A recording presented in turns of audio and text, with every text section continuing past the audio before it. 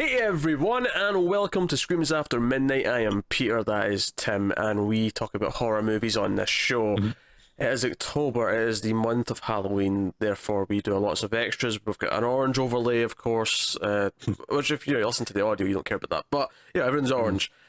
So, you know, I'm sitting on a pumpkin. he is. You can't see it, but I sound almost like a crow coming from outside your window there for a brief second. oh yeah, there's some dead bodies there. They're picking out. They're picking it. So Tim's fully in character is what he's saying for the month. That's what he's saying. So yeah, this is actually going to be a new release. This is going to be Happy Death Day, which kind of snuck up on us a little bit. Although there was a stunning and shocking discovery about this movie in a few weeks before it came out. More on that in a little bit. Oh yeah. You know what I'm talking about, Tim. So yeah, we'll start spoiler free as we always do, and then we'll warn you before we go into spoilers somewhere in the middle. So what is Happy Death Day? It's actually really easy to describe. It is Groundhog Day, but instead of just waking up the next morning after you go to sleep, like Bill Murray did in that movie, it's the girl is killed by a serial killer and wakes up and has to try and figure out who's killing her. But it's reliving the same day over and over again, and all of the tropes and little ideas that come along with that. So much so that in the opening, like, sort of chunk of the movie, when it was just the start of the film, I kept going, okay, that's something that's going to change next time.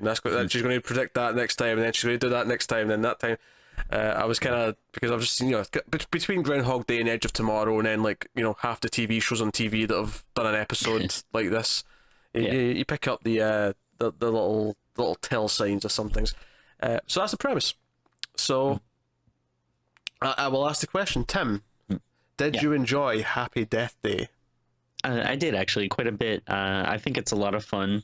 I do have a few complaints. It's not perfect, but it's a simple enough premise that it is actually really fun for a slasher movie.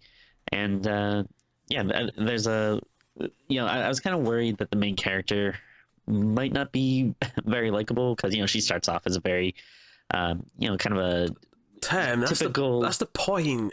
I know, but I was worried like I wasn't gonna warm up to her, and then she actually becomes quite likable. Yeah, and, the cast is pretty good, and she starts off as an asshole. Yeah. Don't waste all your points though. You're starting to drop all these points off.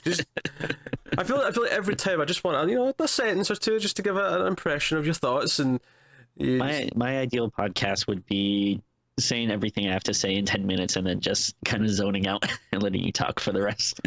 Well, Tim, that's not how this works. My brain is frazzled. I can't comprehend. I can't comprehend that I just watched a film, which in my case is true. I literally just got back from the theater. This is in terms of a movie that I saw at a theater. This is the quickest I've ever sat down to talk about it. I got in the door like 20 minutes ago, So my mind can't comprehend that I just watched a movie that was written by Scott Lobdell. On top of that, my brain really can't comprehend that I just liked a movie written by Scott Lobdell. So I don't know. I'm in a weird place right now, but I enjoyed it as well. And I think a big part of it is actually the actress who plays the lead character, who plays Tree, which is a memorable name because how many people do you know named Tree? At first, it took me a while to grasp that was her name. Like I kept thinking, I thought maybe that it was like short for something else, but I think it is actually just Tree. That is Tree. I'm looking at the name right now on IMDb. So you're probably saying, what's a Scott Lobdell character? Why are you so surprised about him? Who's that guy? Now, to be fair, you might not know who that is because we don't know him from movies. We know him from comic books. He's a comic book writer traditionally, and I can't speak for Tim. I don't think too confidently, but I really do not like him as a writer. He's a very bad comic book writer. So I mean, you've probably read more stuff by him than I have. Because of. Maybe I don't know. I feel like I'll read the first issue of something he does and then I don't continue with it, so maybe not. Depends. But I mean, lately he's been doing more DC stuff, so you're probably like a little more familiar with his, newer stuff. Yeah, sure. I kind of know him more from like I feel like he did a lot of like '90s X-Men stuff that Yeah, I think he maybe did. Yeah. so I probably read some Age of Apocalypse stuff that he's done. So I mean, just going off of that stuff, like I don't think he's like horrible. I just I just think it's maybe it's not like a name I usually get excited for, I guess, but it wouldn't be like a guy that I would avoid like the plague or anything. He let's just say he ruined Superman in his time writing that Oh, character. okay, So that's a shame. the wounds are fresh. Yeah. But he should stick to writing movies because he's much better at it, apparently. But no, I think Jessica Rothe, who plays Tree, is a lot of the reason why this movie is good. Because I do think the kills, the horror element, as it were, is probably the weakest part of the movie. That's probably my biggest complaint about it would be that there's a lot of really fun stuff that they do with the premise, and that's what you kind of sold on is this character, and the mystery and everything she's going on, but then the actual kills themselves usually aren't that great. Like, And you know why, Tim? why is that? Because PG-13, yeah.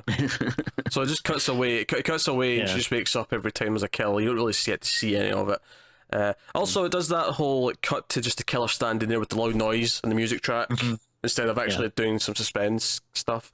So that stuff's the weakest. Although it only matters in the first third of it, because as the movie goes on and it becomes more normal that she's being killed every day, it stops treating it like a scary thing. It just starts treating it like punchline at the end of this scene. It's like a joke almost. And once it starts doing that, pretty funny. It does. It's actually a really funny movie at times. But once it starts doing that, it stops being a problem because now it's just, oh, haha, the killer's popped out at this moment. So yeah, it works in that sense. But yeah, it plays a lot of the like I said, I was like, as the movie was starting, I was like, okay, this is something that's going to be changed, or this is something that'll affect that later on. And I think it's because I have seen Groundhog Day, I have seen Edge of Tomorrow, which both had their own twist. Which, by the way, I like that we've now had sci-fi alien invasion Groundhog Day, and now we have slasher movie Groundhog Day. I look forward to the next type of Groundhog Day that we're going to come across. Maybe, I don't know, superhero Groundhog Day. Is that too close to the alien invasion one? I don't know. Sure. But no, so I think that stuff is the weakest part of the movie. But what works really well is her growth throughout the film. Because at the start she is a complete asshole, but as the movie goes on and she gets funnier, but she also gets more human, and because of that, it actually it turns. By the time we get to the montage, and I don't think it's a spoiler to say that eventually, once she gets used to the idea that her days reset and every time there's like a montage of multiple days, condensed. Once it hits that montage, it's like, okay, the movie and the character to an extent are loosening up a little bit, and it really it gets a lot more fun from that point on. Not that it was bad before that; it's fine, but it really starts to pick up at that point. Also, I assume you like the fact that Carter, who's like the main interest, she wakes up in his dorm room every morning. Which, by the way, see when she woke up the first time and she said, "Oh, am I in a dorm room?" I thought she was. I didn't think she was a college student. I thought, oh, she's a few years older and she's ashamed because she's went to a college guy's place. But then it turns out she is just a college student. She's just stuck up that it's not it's not I think when I went to college, there was a little like, freshmen live in the dorms, but maybe as a sophomore you still did. But then I feel like, maybe for more popular frat sorority people, it was kind of like, if you're still living in the dorms as a junior, like, oh, what are you doing? Actually, I lived in dorms my entire college experience. Of course you did. I imagine you were probably like this Carter, because he had a They Live poster on the wall. He had a Mystery Science Theater poster on the wall, and he had a Repo Man. So that's I caught the Repo Man. But you think I didn't? I was like, oh man, if I was this girl waking up, I would be like jackpot. But you're not, Tim. You're not. No, unfortunately. You're not. So yeah, and the plot's kind of. I mean, it's oddly predictable in some ways, but not in others. Well, I will say this. I actually did guess who the killer was. Not even from like the movie, but from the trailer. I never saw the trailer, so I went in Alright. blind. I knew it was Groundhog Day, but I didn't beyond that. I didn't know anything. And it was a pretty big leap for me, but it was like literally me being like, all right, so they're like, when I watched the trailer, it's like, all right, so they're gonna have to figure out who this killer is, and then just seeing like the people she interacts with in the trailer, I was like, well, it's probably gonna be that person because of just kind of the X reason, yeah. Yeah, but I mean, we'll get into that with spoilers, but it doesn't like I didn't think that it felt cheap really. Like when it happened, I was like, oh, like that's a nice plot twist. So here's something I like. Now, we did Nightmare on Elm Street Hells yeah. just a few days ago, and one of the things that I said I liked about that movie a lot, but in particular the character of Nancy, and I like this in horror movies in general, is when the characters get proactive. They take the matters into their own hands and they go, okay, this is what's happening, I need to figure this out. And this character does this. Tree, over the course of the movie, like, not only does she start to figure out and try, she realizes, okay, she's reliving the same day, she tries to like play it smart and do different things.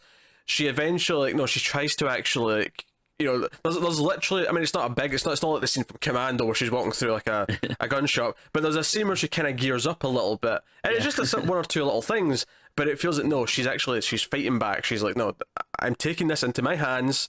This is my destiny. This is my goddamn life. I'm sick of dying. I'm taking on this asshole, and it has that kind of build to it where you feel like she's really kind of earned it over the course of the movie. So I like that. So I think she becomes likable. I think Carter's very likable. He has that kind of goofy 80s teenager, well, college student. Yeah, he's that 80s college student sort of vibe where he's the likable guy, where everyone else is kind of a douchebag or X, Y, or Z. And so I think he's really likable.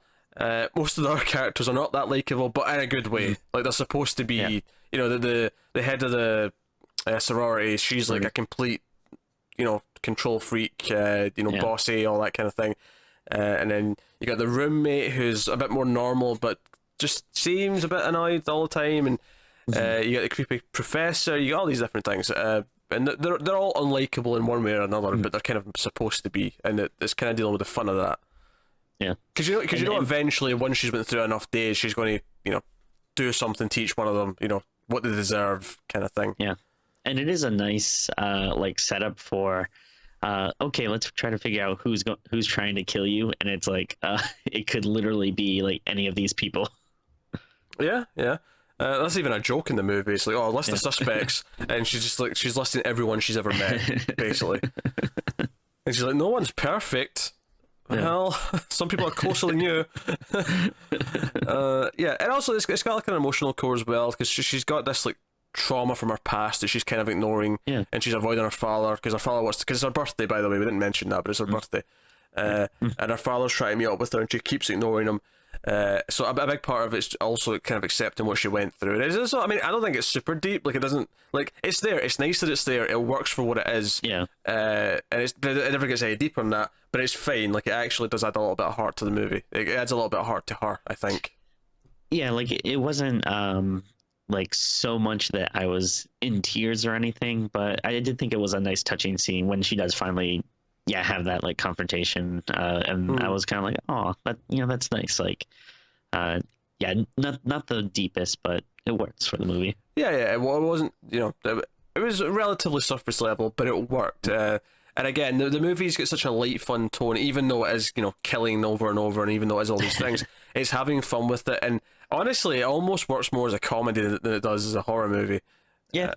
In a lot of ways. So, I appreciate that. But I think it's impossible to do this concept without it being funny, because even Edge of Tomorrow, which I'd argue is maybe the serious, the most serious out of these three, that still has a lot of humor in it. And I think it has to, because there's inherently something funny about a character knowing that something's about to happen and then doing something to mess it up or whatever. Like, yeah, and eventually, you always get to that point where the character is going to get like exasperated with it. And I think that's where a lot of the humor comes in, when you have someone about to face their death, and instead of being like, oh no, it's just kind of like, oh man, again. Yeah. All right, come on, get it over with, right, so I can start again, the kind of thing. It always inevitably has to go down that path. So But you know, if we're going like if one day we have the Groundhog Day box set, right? We have the collection, and it's Groundhog Day, Edge of Tomorrow, and this, and maybe another one or two movies. You know, if we get one of these every 4 or 5 years, I'm kind of okay with it. It's fine. Because to their credit, like all three of them, I've enjoyed. Although I'm sure there's other movies that I don't know about that have had the same. Oh yeah. Thing. Yeah, I mean, I think the key here is that you're finding an interesting angle on it, like like on a very like outer shell kind of level. It is the same movie, but then when you're adding in these different elements, like, all right, well, this is the slasher version of that, it creates like a really different thing. And it's funny because I was thinking during the movie that obviously I come in, everyone goes in with, oh, it's Groundhog Day, but with this twist. And I don't think I was expecting the character arc to be so similar as well to Groundhog Day, because Groundhog Day is kind of the same thing. He's an asshole at the start of the movie, and over the course of the movie, he learns not to be an asshole. He learns to love life and blah blah blah blah. And halfway through the movie, I was thinking, could they not have like started something different for that? Like give her a different journey in that sense. But by the end, I was kind of happy that they didn't, because she does such a good job with becoming a human being over the course of the movie, and she is so when she does because it actually kind of starts with a walk of shame, because she wakes up in this college dorm and then she has to leave and walk back to her place, and she's walking through all the sort of the courtyard of all the college campus, and it is a walk of shame. She has to do it every single day, but when it gets to the point where she's actually got like she's got a, what's the phrase I'm looking for? In her step, something in her step. Oh, like a bounce in her step. A spring in her step. Spring in her step. There you go. That's the phrase I was looking for. Escape me.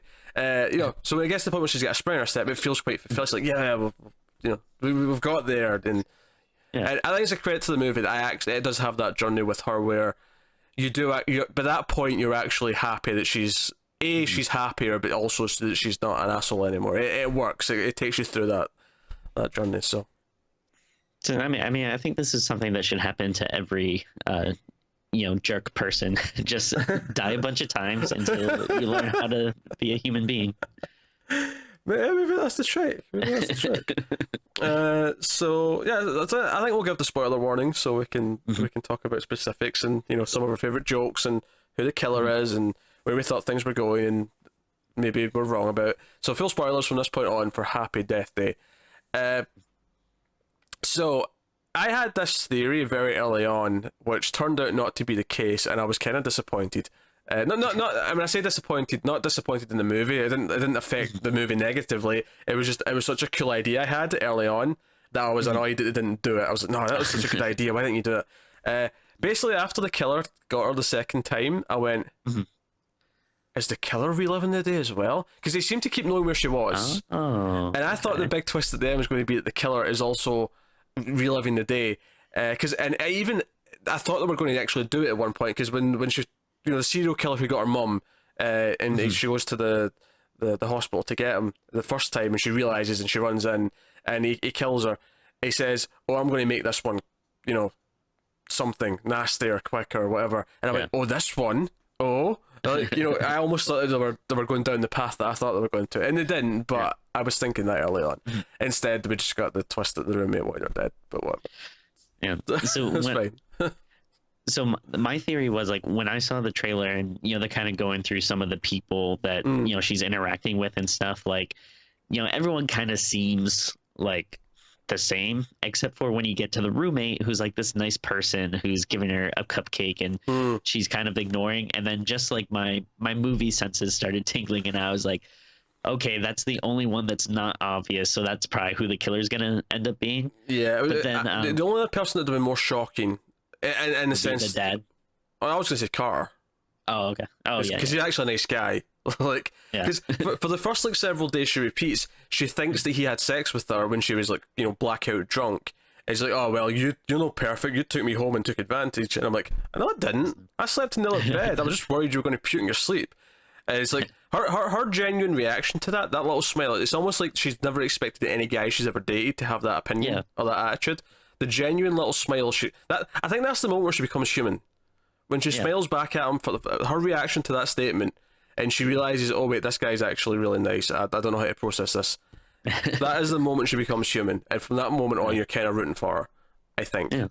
So Yeah, yeah, it's really nice little scene, and I'm glad that they did end up going with someone that was close to her because at first like when they have the I guess kind of the red herring where you find out there's a serial killer staying at the university hospital, and then they're like, oh, that's who's been killing me. I was like, well, that's kind of lame that it's like this guy that we didn't know for like 2/3 of the movie, all of a sudden he's the killer. Like, I mean, all right, I guess, but and it has like no connection to her. But I like that. Oh, and then there was a reason for that though. I thought it was a guy that killed her mum. Was it not? Maybe I just added that in myself. It was when it showed all the pictures on the news. I just assumed one of them was her mother, but maybe I'm just. I mean, maybe, but I think her mom died like a long time ago. So unless this guy's maybe been I don't know. operating for a while. 3 years. Oh, just 3 years? Oh, Yeah. I mean, maybe if he has been someone who's been, at large for a while, possibly. Yeah, well, I think he's been convicted for a while now, but he's been Yeah. transferred or something, and something happened, so he's in hospital. I don't know. He said it on the news. I can't remember, even though we heard it like 4 times. Yeah. So that was the thing. Yeah, the killer thing was weird at first, but I actually really like where it went because this is where we got the suiting up because she got like a knife and she's like in the holster and shit, and she tied her hair back for the first time in the entire movie. She tied her hair back, and all movie she was either wearing the clothes she was wearing when she woke up, because she had this like dress kind of thing, or no, sorry, it was like a top and then like tight pants, but then half the time she'd just be wearing Carter's shirt because she just wouldn't bother changing anymore. She'd just leave because she wakes up wearing his shirt, so she would just leave with his shirt on. But this was like the first time where she actually put on like a proper, like she put on this leather jacket and she was like, oh, it's this badass tree. Yeah. That's a weird sentence. I never thought I'd say that. But yeah. Well, who am I talking about? Groot.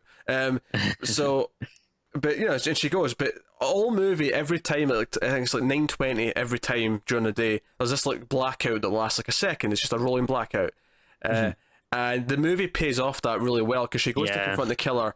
And she's got like a timer on her watch, and she looks down at her timer just as he's about to get her. He's like, he's wrestled the gun away from her. He's going to kill her, and then the blackout happens, and she moves. She was waiting for it. She was using it to her advantage. And again, that's what I'm talking about with being proactive, but also using things that have been set up. That is always really satisfying in a heroine for these types of movies. So that was really cool. I really appreciate that.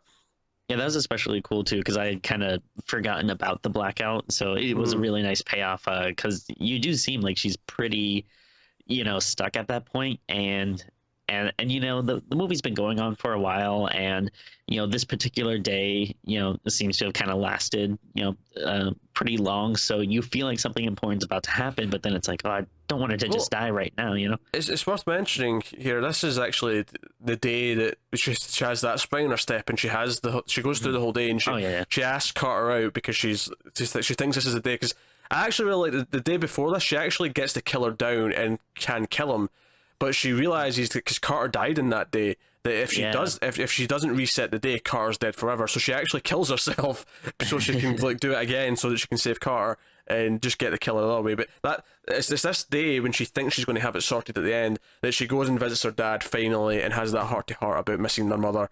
And like this is why she's kind of a bitch because she's been kind of weird ever since then. And she has that heart to heart with Carter and stuff. And she does all the other things. Like she finally signs the petition to help save the planet. She takes the sunglasses off the hipster dude, and she puts a pillow down for the frat boy who keeps fainting every morning.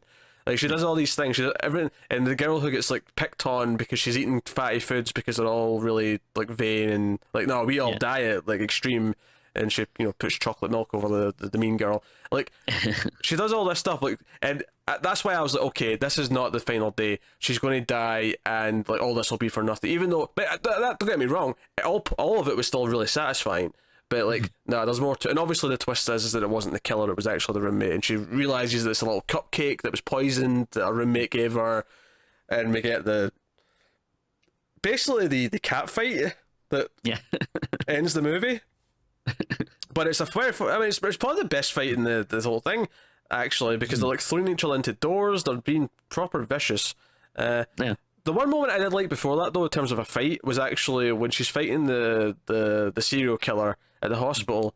At one point, he picks her up and throws her into like the fire hose case, and I thought that looked really good. Actually, it was just like a really nice sort of like into the glass kind of. So was that the like kind of extended one where then she runs to the parking lot and like he chases her? No, that was before we found out it was a serial killer. Oh, okay. That was when he was still masked. Oh, okay. Oh, that was hilarious though. When she escapes the hospital and she steals a car and drives off. And she's I'm away from the killer. This is great. And the police pulls her over, and she's like, oh shit. And she's in like, because she was in the hospital at the time, so she's in like just the little hospital gown. She has nothing on her. And the cop's like, oh, give me your license and registration. And she's like, I don't have it. I had to escape quickly. So they're all back in my clothes, back at the hospital.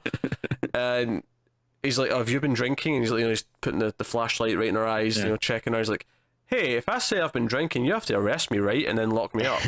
Thinking of safety. And he's like, well, yeah, that's usually how it works. Yeah, I've been drinking. Doing drugs too. You name it, I'm on it. And her entire attitude during this scene as she wants to be arrested is fun. Like, she's like, hey, oh yeah, you can arrest me, great. And she gets out of the car without him even asking. And then she like puts her hands behind her back, like, here, I'll help you. and then she gets in the police car and she's like, thank you. And I knew something bad was going to happen because I'm like, okay, so you just got handcuffed. You are now vulnerable as shit. Something bad's about to go down. Actually, this was kind of annoying because this was a scene they spoiled in the trailer. Oh, which really? Is like, it would have been a really good reveal to be like, oh my god, I didn't see that coming. But I love the cops like just face and demeanor in this scene where he's just like, well, I'm gonna arrest you then. She's like, yeah, good, do that. And he's like, well, okay. Yeah, it was a great scene. Like it was really it was really funny. Other little things like at one point there's this guy that keeps running into her at the start, during the opening, walk of shame. Creepy Tim. Tim, yeah, you're right, Tim. Exactly. I should have remembered that because it's your name. But he's like, oh, why have you not been texting me back? And they had one date, and she's been kind of avoiding them. And she basically, when she's going like every day, she tries a different person and spies on them. It's actually, again, it's a really almost comedy montage where she actually puts on like camel paint for one of them and like has like night vision goggles and stuff. But she's like spying on Tim. And she's she's creeping through the window, and it's very comical. She's sort of creeping up like that, and she's like ducking down, and she's like, right? And she sees Tim. He's got like some handkerchiefs, and he's like getting ready to masturbate. He's like putting his hands down his pants. He's like, yeah, it's time. She almost gets caught, and then she looks down, and someone calls him out of the room, and she looks up, and she looks over at what he was watching, and it's like gay porn, and it's just you don't hear anything she's saying. It's all visual, but you just see her face going, oh, makes sense. And then she turns around and the killer gets her. But it just there's a lot of funny stuff like that throughout the movie. It really plays with the humor, and it plays with all these different characters. The like one maybe minor complaint that I kind of have is I feel like they bring up this plot point like the one day where she wakes up and it's like not feeling good at all, and they go to the hospital, and they basically say like, oh, like your body has all these signs of trauma, like you should have been dead or whatever. It's almost like all the internal effects of all the previous murders are actually kind of still in there, so she feels really weak and she feels really sick because of that. But it's such a weird plot point because it only happens like that one day, and it kind of happens too because I think the day before that she's already feeling kind of iffy. Mm-hmm. It gets worse, and then it gets to that day. But you're right. After that day where she goes to the hospital, it's almost like we forget about that. It doesn't matter anymore. It is a bit strange, and that's the one where she dies in the explosion. So I don't know if the argument is that the explosion just kind of reset her because it just completely blew her to bits. Maybe. Had it been the next one after that, I would have maybe accepted that it was because she hung herself that it was. That reset it because it was herself that did it. I don't know. Yeah. I just feel like I do actually think that it's an interesting plot point, but I feel like it's weird that they bring it up and then I just don't feel like they did much with it. And then no, you're right. I agree with that. Especially by the end of the movie where it's like, all right, once everything's all good and effectively we're thinking that she's going to survive and live her life normally now, but then is that still going to be a factor, or is that just kind of... They never really did much with it. I guess I mean, maybe you could tie it to like. Actually, to come and think about it, there's never really even a hint of a reason why it's happening, is there? Like the Groundhog Day thing. There's never like I think, because in Edge of Tomorrow, it's like, oh, it's the alien blood or something, or whatever that is doing it to him. It's their technology that does it. Whereas here, there's just never even like a thing. There's never even a hint. Stepped on a magic four leaf clover. Yeah, and it's weird. Did something, or I don't know. Yeah, but at least I don't know. Maybe it's something to do with, because her birthday and her mother's birthday was the same day. I don't know if it's something to do with that. Maybe that's the closest we can get to why this is even happening. But yeah, whatever. I mean, luckily the movie is like so fun and entertaining that it's a pretty easy thing to let go of. It doesn't matter. Right? I would argue it's the reason why it's resetting is because she has to like grow up and get over and become the better person. But then she already does that, and then it happens another couple of times. So that doesn't really add up either. So yeah. Another moment I loved during the montage when she thinks the bitchy sorority sister is the one who's killing her, and she like finds the card, so she does think it's her, and she starts fighting her outside, and they're properly going at it, but she ends up going onto the road, and I'm like, oh god, they're going to get hit by a car. And sure enough, this truck comes and hits them. I just thought it was really funny that she accidentally got herself killed. Yeah. That's amusing to me. But no, actually, honestly, my favourite joke in the movie, though, I mean, the bit with the cop was really funny. And there was lots of really good stuff. Her, like, the roommate that always comes in and is like, oh, did you get that? Was it that something vag or vagin? I was like, oh, did you get that grade A vagin or something like that? Oh, okay. Did you not remember this? The roommate that kept coming in every morning and shouted out something really inappropriate. I was thinking like one of the sorority girls. No. You mean Carter's room? Yeah, Carter's roommate. Yeah, like, do you get that sweet vag or something like that? Yeah, it was something really appropriate. At the time where she just like grabs him and like smacks him in the ass, like, hey, naughty boy, and she just walks out. But the thing that really cracked me up the most in this movie, and I actually guessed that I saw it coming a mile off, but it was so funny. It was the ending where everything's fine, and she wakes up again in the bed in his room. But at this point we've seen that they were. Because it even says, "Oh, your place is a crime scene now because you ended up killing the roommate that was trying to kill you, so you can come stay with me." And it's a very sweet scene. It works very well.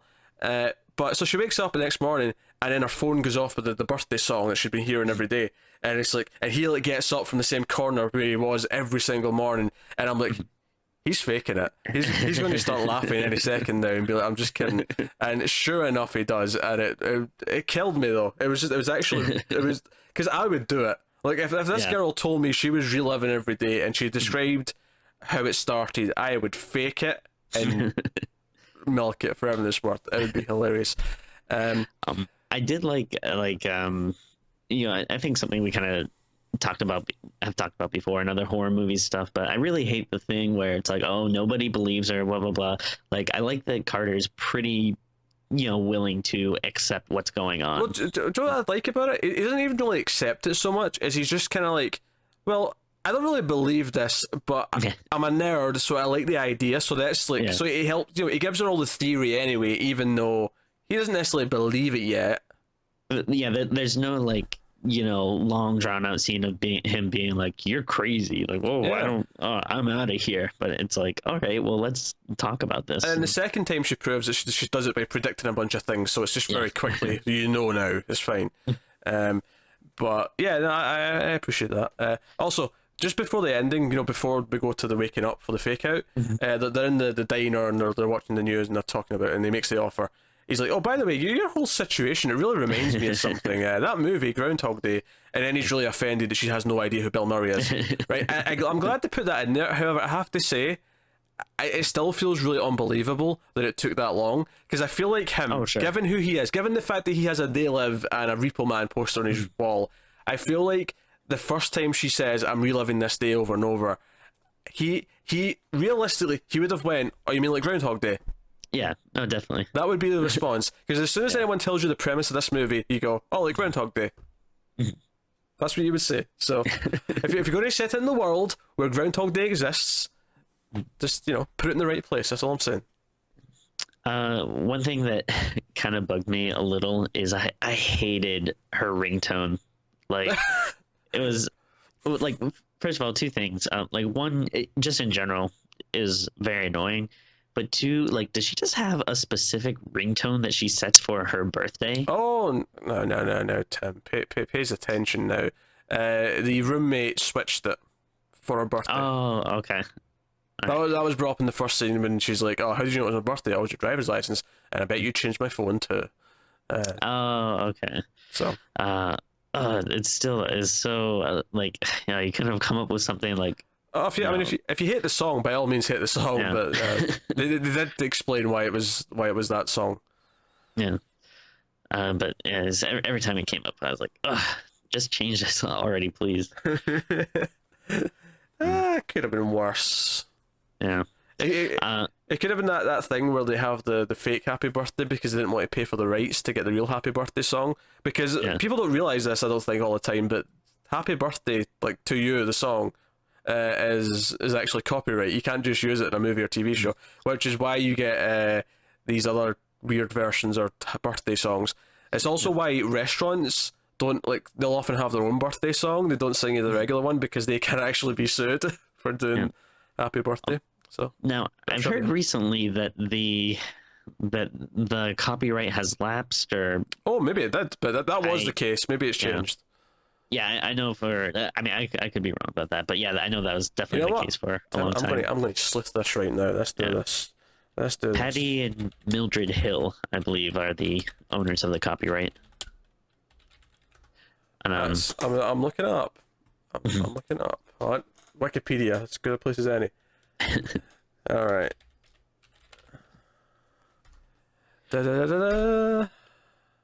Oh my! Here we go. It expired. The copyright for the song expired on January 1st, 2017.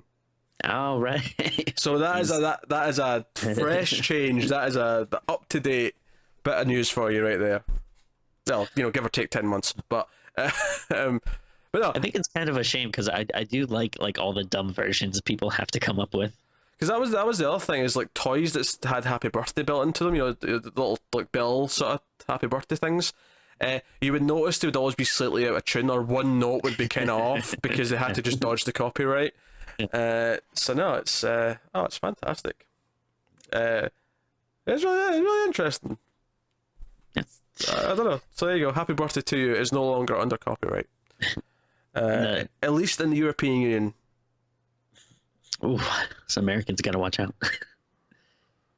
Oh, it's in public domain in the US as well. In fact, I think. I actually think it's been public domain for a year longer in the US. Okay. So, but no, there you go. You can sing Happy Birthday all you want now. We could sing it right here, right now, if we wanted to. Yeah, let's not. It's really not a good song. Joe, was funny actually. I was thinking as I was watching the movie. You know how we do, it's Valentine's Day, we'll do a Valentine's horror movie. If it's Christmas, we'll do a Christmas horror movie. I was like, we finally have one for one of our birthdays. Unfortunately, we've already done it now, so we can't do it next birthdays now. Although, if there was a movie that we could like redo a review on, that reminds me. I loved the fact that they repeated the Universal logo at the start 3 times. That was fantastic. I laughed. So it put me in the mood because it starts with a thing and then it got like 5 seconds into it, and then rewound and then rewound again, and then finally did it. I was like, you know what? That was funny. Yeah, I wasn't expecting that, and I love. I really like film logos, but I like whenever they do anything to kind of mess with it or do something different with it. That got quite a chuckle from me. I prefer when they don't change the music because I like hearing some of them have quite good little tunes. I like the Universal one, but they kept that. They just did the little rewind effect, so that was fun. I liked when Scott Pilgrim did the 8-bit version. Oh right. The Universal logo. That was fun. But yeah, that was really funny. Like it immediately put me in the mood. But I got some really weird trailers for this. Yeah, I got like an anime movie trailer, and then I got a trailer for Tamashi Miki's new movie. That looked quite good. Blade of the Immortal. Yeah. Yeah, that looks good. I'm excited for that. That looked good. I also got New Mutants, which, take or leave, but... Oh yeah, I just watched that the other day. Hey, amazingly, that'll be a movie we do on Screams. We'll be doing a Marvel movie on Screams After Midnight because it's a horror movie. I'm all for that. Yeah.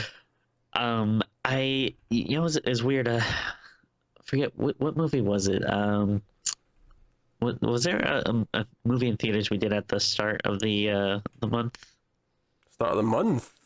Yeah. Not a theater. We did. Maybe it was like It or something like that was like back in September or something. But there was a time I went to the theaters where they showed the trailer for Happy Death Day, then they showed the trailer for something else, and then they showed the trailer for Happy Death Day again, which I'm not sure if it was on purpose or a mistake, but it doesn't sound like a mistake, but or no, it sounds like a mistake to me, but it sounds like the happiest coincidental mistake ever. Yeah, it's just funny. Like, it's like, well, if there's any movie that this should happen with, it should be this. If anything, what I'd have done for the trailer for that, I would have split it up into 5 things and had them had the first part, then have another trailer, and then go back to Happy Death Day. I'd make them short, obviously, because you're seeing it multiple times, but I would have played with it and have it be slightly different each time. That'd have been a funny idea. Obviously, theaters have to go along with it, which is maybe why it wouldn't happen. But that's okay. I had fun. Like I like just to kind of like round up here. It works because the characters are likable, or at least become likable. They have a good sort of journey, and by the time she has that like walk where she's over the moon and she's like, I figured this out, I can do this, and she is a better person. And there is those sweet little moments with Carter where when she realizes he didn't take advantage, and she's like, oh wait, I would never have expected that. That's actually kind of amazing. Like those little moments, they actually build up and actually give you a character. By the end of the movie, you're like, I actually like her. I want her to win. I want her to succeed now. Which at the start of the movie, I'm like, no wonder people want to kill her. Like, you got why people didn't. So, no, it's good. What school would have a baby as their mascot? I do not know. So the killer's dressed up as they're selling these like masks for their mascot, which is they're going to, I guess it's Bayfield College, and so it's the Bayfield baby. But like, I don't know, it's just, I mean, I guess it's I guess it's kind of what you do for like a slasher movie, but I don't know, it was just like a weird visual, this man in a baby mask. Here's something, they had this whole thing where she's dating the professor of one of our classes. Oh yeah. And I guess it's just there to be a red herring and stuff and whatnot, but it never really amounts to a super amount, which isn't a big deal. But also, she ends up like at a party. She goes up to like this guy's room, and he's got like a disco ball and like fancy little lights in his room. I don't know. He's a bit of a loser. That's what I'm saying. Sure. Bit of a loser. He definitely seems like a douchebag. But I did like the scene with the professor where he says something like oh now I don't want you to fall in love with me, and she's like, whoa, hey, like, you think I'm in love with you? No. His reaction is priceless. He's like, what? You're not? But I'm adorable. Yeah. And I'm unattainable because I'm married. Yeah, that's so hot. Why are you in love with me? I probably would have liked maybe a little more comeuppance with him. That'd have been good. But I guess he kind of gets it just by her dumping him and being like, because he tries to have the last little comment where he's like, oh, I'm not going to let you coast in my class anymore. It's like, I already dropped it, and then gives him the finger. So, I guess, I mean, that does get erased technically, but I think a lot of the stuff she does in that day where she does all the good things, I think it's sort of implied that she does a lot of them again afterwards, because, we've seen it. We know she's going to do it. We don't have to see the scene with the dad again. We don't have to see her dumping the professor again. It's just taken for granted she's going to do that stuff, because now she's learned her lesson, so. Yeah.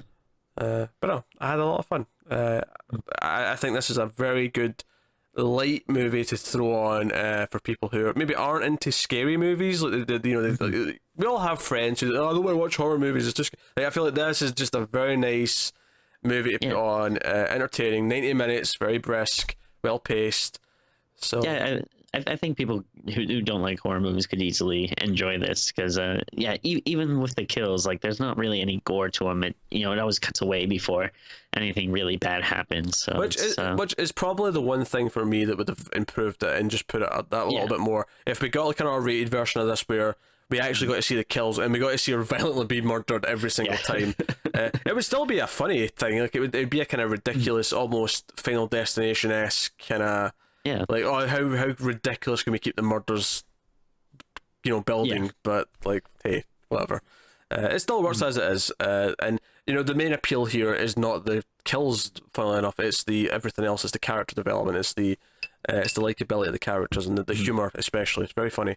So, with that said, Tim, what would you rate Happy Death Day? So I'm gonna give it a pretty high score.